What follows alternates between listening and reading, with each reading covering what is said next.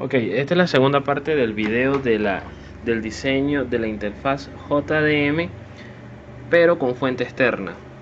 Yo estuve, cuando quise realizar el quemador, yo el primer quemador que hice fue un quemador ProPic 2, que el diseño que es el que estamos viendo aquí, que el diseño se consigue por internet, o sea, el esquema electrónico se consigue por internet, es un quemador muy rápido de hacer, trabaja por el puerto paralelo, pero allí está el problema, trabaja por el puerto paralelo. Me sirvió, o me sacó de apuros, no tengo de qué quejarme este quemador. Sin embargo, eh, debido a que trabaja por el puerto paralelo, esto no lo hace confiable. Tenía la dificultad de que a veces leía bien, a veces no leía, a veces sí leía. Y bueno, me puse a investigar y me di cuenta que es inestable ese puerto paralelo. Había niveles de tensión que se quedaban fijos, no respondían a las instrucciones del programa y no hacían posible programar con seguridad un PIC. Bueno, me sacó de muchos apuros, pero con el tiempo ya no sirvió. Esta es la interfaz ProPic 2, que es compatible con muchos software para pasar, ¿no?, el firmware a los microcontroladores. En vista de ese problema, decidí realizar la interfaz JM, que es esta que estoy probando. Esta interfaz trabaja por el puerto serial. El puerto serial es más estable, no es tan errático como el puerto paralelo y trabaja mejor.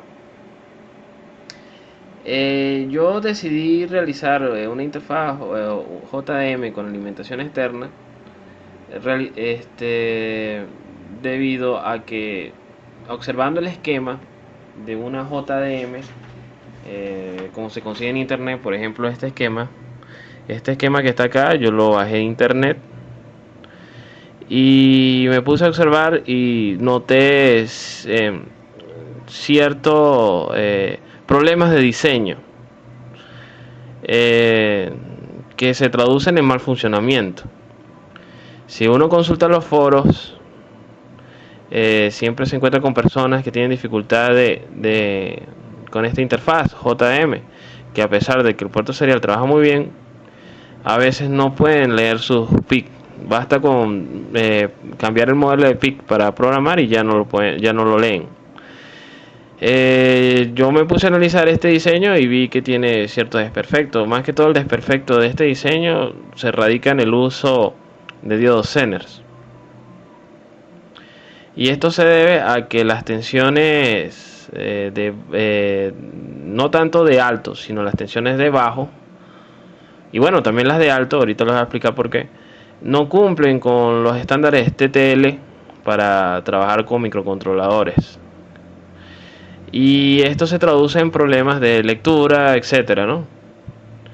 Este problema se acentúa cuando uno quiere usar, por ejemplo, una laptop de esas que todavía traen puerto serial, o peor aún, cuando uno desea usar un convertidor de USB a RC232, ahí los problemas son mayores todavía para poder usar este tipo de diseño tal cual como se consigue en internet. Lo que yo hice fue eliminar todo ese montón de Zeners que están allí y sustituir su función por transistores, ¿ok?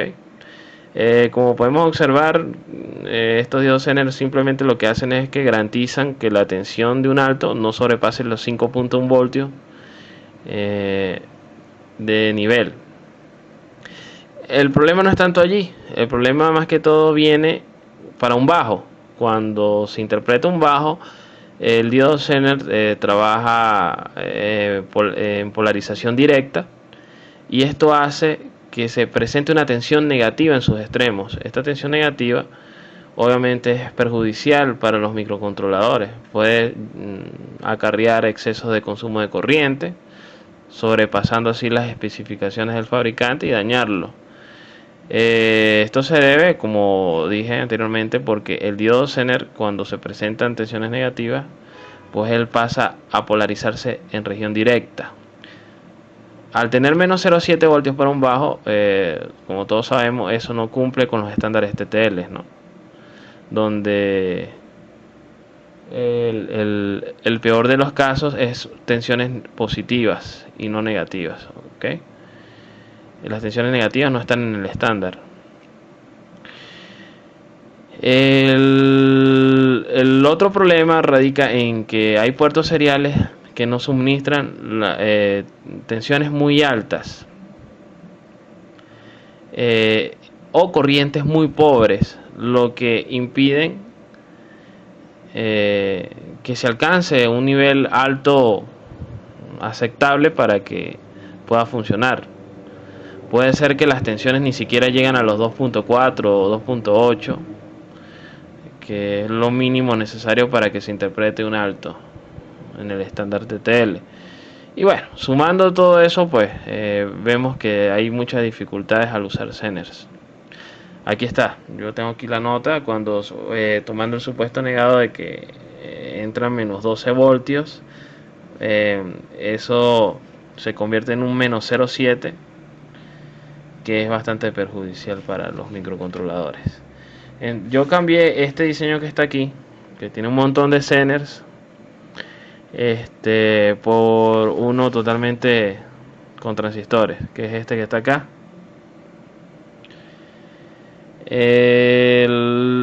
La gran diferencia radica en que al trabajar con transistores, pues necesitas alimentación externa.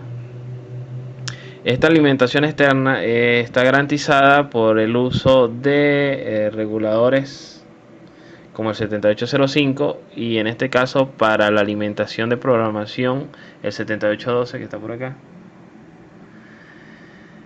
El funcionamiento de ellos es mejor, es más óptimo que utilizar Zeners, porque cuando hay niveles bajos presentes en la salida, la tensión cumple con el estándar TTL. Cuando hay un bajo a la salida, esta tensión se aproxima a la tensión de saturación de un transistor de uso común, por ejemplo el 2N222, de 0,2, 0,3, que está en los estándares TTL para ser interpretado como un bajo. Cuando esta configuración de transistores presentan un alto a la salida, pues los transistores están en corte y esa tensión se aproxima a los 5 voltios de alimentación. De esta manera garantizamos que los estándares, los niveles de altos y bajos no se salen de los estándares. Por otro lado viene la otra ventaja, que hay puertos que no pueden suministrar las corrientes necesarias para excitar un sistema TTL, y ahí viene dificultades de comunicación. En este caso eso es compensada porque como ustedes conocen, pues estos transistores presentan cierta ganancia, cierto beta, y eso ayuda a incrementar la corriente. En este caso las limitaciones de corriente están dadas por la fuente de alimentación que llevan los transistores. El otro cambio que hice fue aquí, para el diseño del nivel de tensión de programación. Si recuerdan, en el esquema original que está aquí, ellos utilizan un diodo Zener también, un diodo Zener de 13 volts. Este diodo Zener garantiza que cuando estos transistores están en corte, pues se presente una tensión no mayor de 13 voltios. A veces, por la dificultad de conseguir Zeners, yo sustituí eso por un 7812, a lo cual se le agregó dos diodos de silicio en la pata de tierra para garantizar una caída de tensión de 1.4, que se va a sumar a los 12 voltios de regulación para el cual está diseñado. De esta manera garantizamos más o menos unos 13.4 voltios a la salida para la tensión de programación. Aquí se le agregó, el otro cambio es que se le agregó un transistor que trabaja en corte o saturación. Cuando está en corte alimenta el regulador, y este a su vez provee la tensión de programación. Ahí vemos que hay dos resistencias en paralelo. Esto no es necesario. En el caso mío es porque utilicé resistencia de 1/4 de vatio y ellas tienden a calentar porque la cantidad de corriente que circula por allí es un tanto elevada. Entonces es recomendable poner, si no se cuenta con resistencia de medio vatio, poner 2. ¿Ok? Para la señal de reloj en el diseño original también utilizan un Zener, que es este que está aquí. El mismo caso, hay el mismo problema, para tensiones de bajo tiene menos 0,7, eso está fuera de los estándares, así que eso no funciona. De esta manera se garantizan 5 en alto y 0,2 en bajo. Bueno, ahora aquí, este diseño que está acá, que está el esquema, obviamente lo hice de manera improvisada, lo vamos a probar, que es este que está acá. Aquí obviamente ven un integrado. Ese integrado es un inversor que simplemente sirve para alimentar esos LEDs. ¿Ok? La entrada de cada inversor está conectada a cada una de las señales BPP, BSUCC, reloj y data. Se utiliza un inversor para garantizar que la corriente que consumen los LEDs no sea muy grande y altere los niveles de tensión con los que trabaja o con los que se comunica el PIC. Entonces, para eso se utiliza un inversor como si fuese un buffer. ¿Ok? Eso es todo. En este caso, vamos a hacer la prueba con un microcontrolador 18F2550 y el programa que vamos a utilizar es el WinPic. Hay algo que vale aclarar, que como estamos utilizando transistores, ellos tienen el efecto de negado. ¿Ok?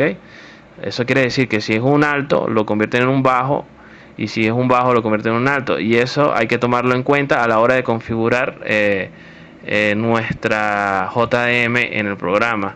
Debemos invertir todas las señales, ¿ok? Porque como en todas se implementó un transistor, todas están negadas, así que se debe invertir para que él funcione de manera adecuada. Una vez hecho eso, pues simplemente seleccionamos el PIC con el que estamos probando, que en este caso es el 18F4550, y le damos leer. Automáticamente vemos que dice que se detectó el PIC 18F4550. Si nos vamos a la interfaz, vemos la actividad que hay en los LEDs. Los LEDs están titilando. Eso es como una manera visual de uno poder conocer si hay actividad de datos hacia el PIC. De esta manera pues estamos verificando que funciona. El WinPic lo está leyendo, lo reconoció sin ningún problema. Estamos utilizando para esta prueba el 18F4550 porque es uno de los más usados actualmente. En la fuente de alimentación, aquí vemos los dos reguladores, el 7805 y el 7812. Son estos que están aquí. Bueno, listo, ahí terminó de leer y ahí está la lectura. En este caso, este PIC nada más tiene internamente la programación de un bootload, ¿ok? Que es este que está aquí. Lo estamos alimentando con una alimentación externa de 15.3 en este caso. Hay que recordar de que este tipo de integrados reguladores necesitan por lo menos 2 volts por encima de la tensión máxima regular. Eso quiere decir que si un 7812 por lo menos debería tener 15 voltios a la entrada. Bueno, eso es todo, y cualquier duda pues estamos a la orden. Si quieren el esquema, yo se los puedo enviar con mucho gusto, o me mandan un correo a la dirección la dirección es yy2je@hotmail.com. Repito, yy2je@hotmail.com, y con mucho gusto yo les envío la información y les puedo aclarar cualquier duda.